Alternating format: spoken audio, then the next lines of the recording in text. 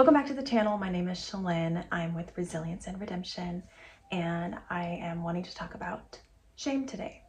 And it's something that it's not a happy, fun, butterfly and rainbow kind of topic, but it's really important because it's something that lingers even years and years and years after you've left that toxic, abusive, narcissistic relationship. After you've left that, you're still dealing with it. I have been out of that relationship for 11 years and I still am working through it. Can you believe that? Yes. So it's so important because shame can hold you back. It can hold you back from achieving your dreams, from being comfortable in who you are, stepping into that confident woman God wants you to be. It holds you back. If you've left the emotional abuse, but you still feel small, you feel like you're not worthy, you feel insecure, ashamed of the past, it's difficult to bring up, talk about, think about that time, this video is for you. And I want to say this clearly at the beginning, there is nothing wrong with you. Despite what you think of yourself sometimes, the thoughts that flood your mind, there's nothing wrong with you. Shame is a natural response because our bodies, our minds, in that situation had to try to make sense of it. So blaming ourselves is often the way we coped. We coped with saying, maybe I am the problem. Maybe I did deserve that. And we embody that. We take it on and it becomes a belief. The shame lingers because it's part of your belief system. A lot of women that I talk to feel confused by the shame that they still feel. They say, I don't understand. I left the relationship. I'm out. I'm free. Why am I still feeling like this? But shame doesn't just end when the relationship ends, because shame wasn't created by the relationship alone. It was created by survival. So what shame actually is, we experience it as a feeling maybe. Maybe we experience that being unsure of ourselves. We have trouble trusting ourselves with the decisions that we make. Shame with thinking of the past, thinking of your choices, thinking of things that you had done, feeling that shame.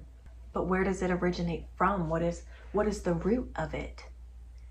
Because one thing about therapy, about healing, having figuring out behaviors, if you don't get to the root of something, where that behavior stemmed from, you can't work on it, you can't resolve it, you can't get through it. You have to get to the root of it. So what shame actually is. Shame is not something that you chose. It's not something that I chose. I would never choose that. But it's something that we developed and we adapted to. When your feelings were dismissed, when your reality was questioned, when you were made to feel like you're too sensitive, you're too much, or you are the problem, your mind turned against itself to survive. Blaming yourself was safer than going against what they had to tell you and what they had to say. Accepting the blame, maybe I am the problem, was safer.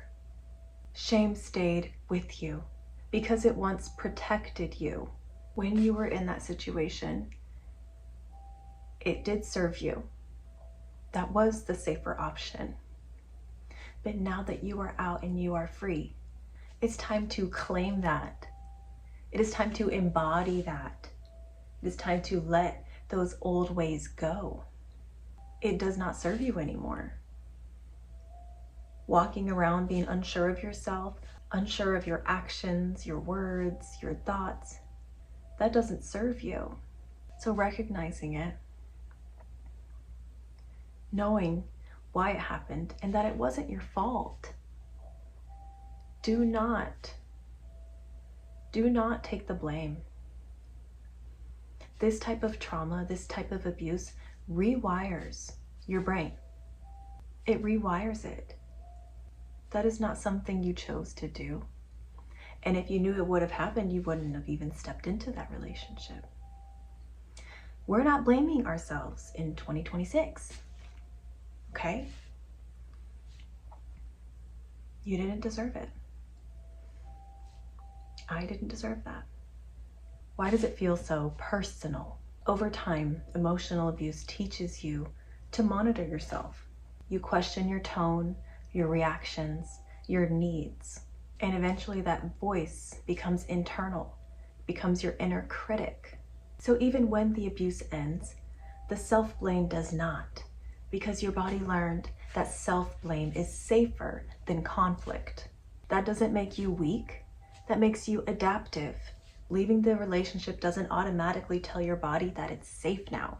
Your mind may understand logically, I was not crazy. I was not. The reality I felt was true. I was made to believe this certain way. You might know that logically and mentally, but your body is still bracing and it's still sending those second thoughts with every action, with every decision. You're still second guessing yourself. That's why shame can sometimes show up that way, as second guessing yourself, as thinking that you're too much, struggling to trust your own instincts. For women who love God, the shame can feel even heavier. You might think, I should be over this by now. I'm trusting God. Why am I still feeling this way? I am not a finished product. And God works in mysterious ways. But if I'm not going to dig further and I'm not going to reflect, bring up those things, talk about those things, think about the triggers that I'm having, I cannot expect myself to walk into that healing yet. I pray to God and I trust Him, but I put the work in as well. I'm not worried about it. I do my part and I let Him do His. So if shame is still with you, it's still here against your wishes at that. If it's still here, it doesn't mean that you failed. It means that healing is still unfolding. And the fact that you're aware of it and seeking understanding, that is the part that matters. So in closing, shame is with you because yes, it protected you. And no, it doesn't serve you anymore. Understanding none of that was your fault. Even feeling it now is not your fault. Understanding it can help you to break it down, get to the root, and work towards healing. Thank you so much for tuning in. I really hope that this was insightful, helpful, and it gives you more information to work with on your healing journey. If this was helpful, please like and subscribe. It supports my channel, it keeps me moving forward. Let me know if it's something that resonated with you in the comment section below as well. And always thank you again, and I hope to see you in the next video.